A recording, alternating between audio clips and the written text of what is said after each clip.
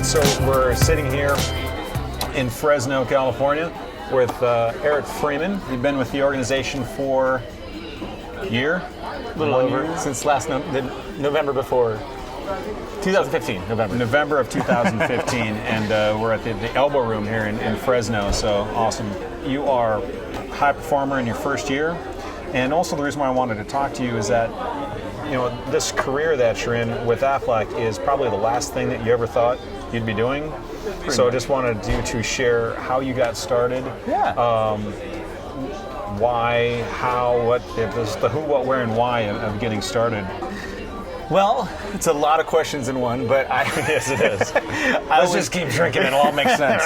Cheers. I actually, before Aflac, I wasn't working, actually. I had a backstory.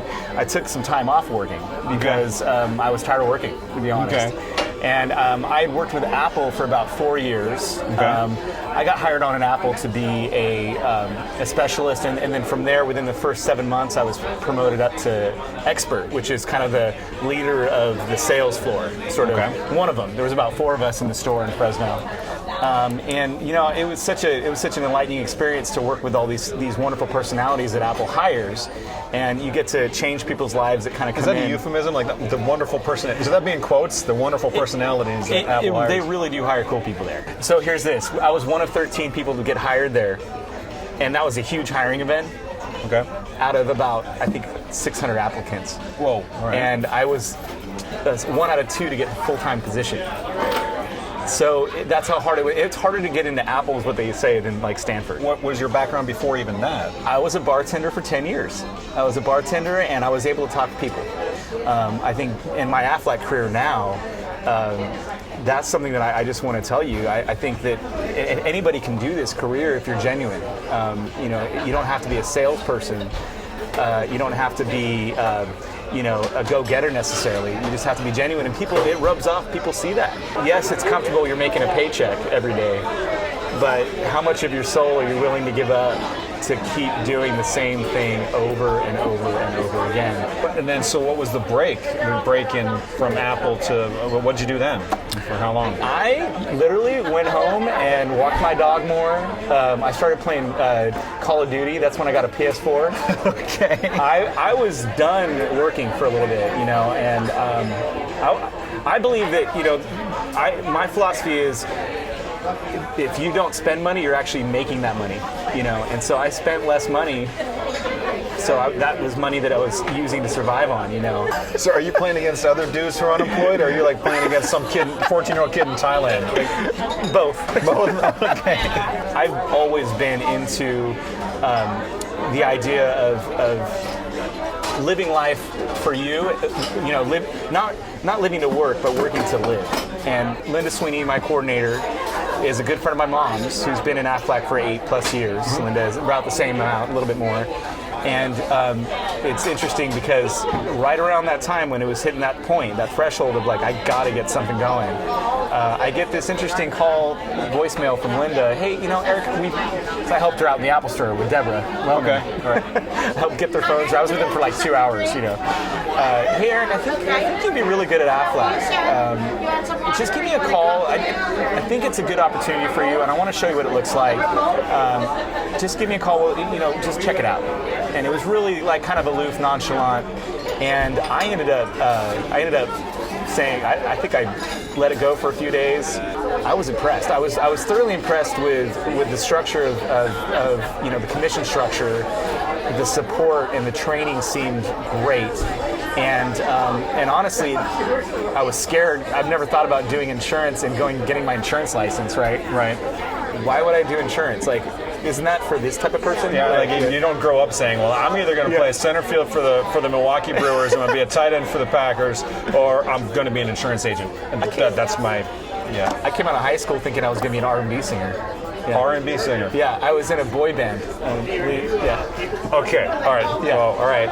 What was the name? What was the name of the boy band? I like to make fun of myself nowadays for this, but 24/7. 24/7.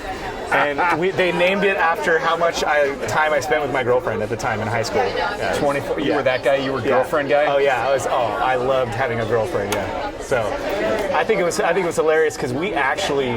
Did you guys have choreographed dance moves? Oh yeah. The first year, they say, hey, if the first year doesn't kill you, and then the second year doesn't, then you're going to be fine. What were some of maybe the obstacles or challenges that you found your way kind of fighting through, or you can look back on and say, wow, that was like a kind of touchstone moment where when I got through that, I knew it'd be okay? Well, I can think of a lot of things, but I instead of being really specific, I would say that it was a change in how I did business and a change in how I saw myself. So I was having to make goals that were short term in order to get to the long term, right? Okay. And in every other job I've had, my goals had always been just look at the long term. And in Aflac, you really got to slow down, because if all you're thinking about is getting to the end of the, your goals at the end of the year, you burn out real quick, and it's too stressful. So for me, it was to get those small milestones each quarter. Get those new accounts open I need to get. Okay. And really, I think at some point, I remember I have that whiteboard that, I have a very small whiteboard. I'm planning on growing it to a bigger whiteboard. But I remember at one point I was really struggling to get those last two groups, and I was trying so hard. I'm thinking, is this how it's going to be? Just trying and no results. And what I did is I wrote on my board, it's a brand new day, and I had the accounts that were on the fence, and I had the accounts that I wanted, and then I had a bunch of other stuff, right, that I needed to put up there. Right. And at the end of the day, or actually, to say at the beginning of the day, that helped me think about it. You might have a really challenging day. You might go through something where for 2 whole weeks I was falling flat on my face, nothing, getting turned away. But guess what? There's tomorrow, and tomorrow I can open an account, which I did, right, after 2 weeks. In that account, out of the 16 people, I think 14 of them got Aflac products. And then out of that 14 people, one of them had a small business who needed short-term disability with her, and her husband was mom and pop, and her mom worked, and they all sort of had this embroidery type company or marketing materials company. Got another account out of that. Oh, okay. Then the second account that I opened up was after that was another account that had 2 businesses within its own business. And so, you got to think about it. All that work that you put into, it's not just going to pay off like that. So you constantly have to tell yourself with Aflac, hey, it's just do the diligent work, and it's going to come. And be genuine while you do it. And I think for me, it was learning how to constantly reinvent myself and constantly keep myself accountable and saying, hey, I can do this. It's gonna fall into place. You have to have some trust. You gotta have some faith. Right. And that's the first time I've ever had to do this. And I'll tell you what, it's the most freeing experience I've ever felt. And I can't explain it. It's like I can make as much money as I want to. I can, if I really want to do, if I want to be $1 million producer, I could get there if I really want to. And I just think Aflac has that opportunity. If you don't want to, you don't have to. Yeah.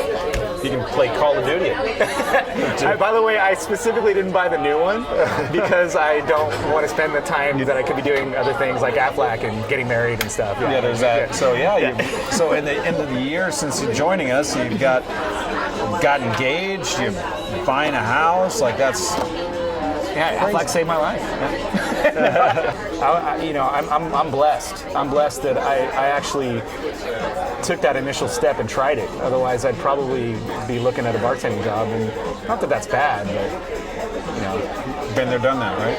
Yeah, and maybe I'll go back to it, when I'm in my 70s or something, be that old bartender.